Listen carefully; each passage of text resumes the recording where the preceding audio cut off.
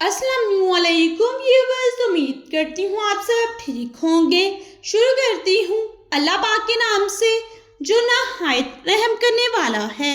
میرا آج کا ٹاپک ہے عدل و انصاف۔ عدل کے معنی ہے برابر بانٹنا، پھیرنا اور سیدھا کرنا کے ہیں۔ اسلام میں اس سے مراد یہ ہے کہ ہر شخص کو اس کا حق صحیح ادا کرنا عدل کہلاتا ہے۔ کوئی بھی معاشرہ عدل و انصاف کے بغیر صحیح خطوط پر نہیں چل سکتا، اور نہ اسلامی معاشرے کی تشکیل عدل و انصاف کے بغیر ہو سکتی ہے۔ اب میں آپ کو عدل و انصاف کی اہمیت کے بارے میں بتاتی چلوں کہ اللہ پاک نے عدل کرنے کا حکم دیتے ہوئے یوں بیان فرمایا ہے: بے شک اللہ تمہیں عدل و انصاف کرنے کا حکم دیتا ہے۔ اسلام وہ دین ہے جس نے کسی امتیاز کے بغیر نسل انسانی کے درمیان عدل و انصاف اور مساوات قائم کرنے کا حکم دیا ہے۔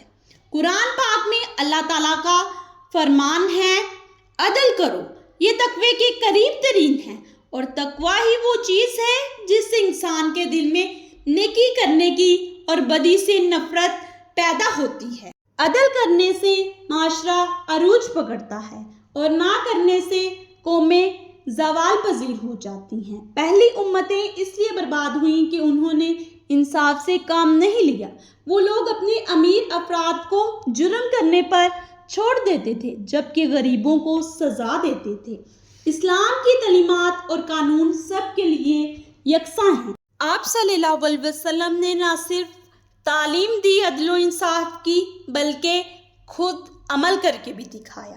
آپ کے سامنے ایک معزز قبیلے کی عورت نے چوری کی تو اس کی سفارش حضرت اسامہ بن زید نے جب کی تو آپ نے ناراضگی کا اظہار فرماتے ہوئے فرمایا: تم سے پہلی امتیں صرف اسی لیے تباہ و برباد ہوئیں کہ ان کے کمزور لوگ جب جرم کرتے تو ان کو سزا دی جاتی، اور جب طاقتور لوگ جرم کرتے تو ان کو چھوڑ دیا جاتا۔ خدا کی قسم، اگر فاطمہ بنت محمد صلی اللہ علیہ وسلم بھی چوری کرتی تو میں اس کے بھی ہاتھ کاٹ دیتا۔ آج بھی ہماری حالت یہی ہے کہ بڑے مجرموں کو چھوڑ کر چھوٹے مجرموں کو سزا دی جاتی ہے، جو ہماری تباہی و بربادی کا سبب ہے۔ عادل اگر حاکم ہو تو اس کے متعلق نبی پاک صلی اللہ علیہ وسلم نے فرمایا: قیامت کے دن جب اللہ کے سائے کے سوا اور کوئی سایہ نہ ہوگا تو جن 7 اشخاص کو اللہ پاک اپنی رحمت میں جگہ دے گا ان میں سے ایک عادل امام ہوگا۔ مزید آپ صلی اللہ علیہ وسلم نے فرمایا: عادل حکمران زمین پر خدا کا سایہ ہے۔ اور اگر عام آدمی عادل ہے تو اس کے بارے میں قرآن مجید میں فرمایا گیا ہے کہ بے شک اللہ تعالیٰ عدل کرنے والوں کو دوست رکھتا ہے، یعنی اسے محبت الہی نصیب ہو جاتی ہے۔ عائلی زندگی میں عدل قائم کرنے کی ہدایت کی گئی ہے، یعنی بیوی، بچوں، ماں باپ اور عزیز و اقارب کے درمیان عدل کرتے ہوئے ان کے حقوق ادا کرنا فرض ہے۔ ناپ تول میں عدل سے کام لینے کا حکم دیا گیا ہے۔ ارشاد باری تعالیٰ ہے: اور ناپ تول انصاف کے ساتھ پورا کرو۔ یتیم چونکہ معاشرے کا کمزور ترین فرد ہوتا ہے، اس لیے اس کے ساتھ عدل و انصاف کا حکم دیا گیا ہے۔ اللہ پاک کا فرمان ہے: اور یتیموں کے ساتھ انصاف کا معاملہ کرو۔ قرآن مجید میں فیصلہ کرنے میں بھی عدل کا حکم ہے۔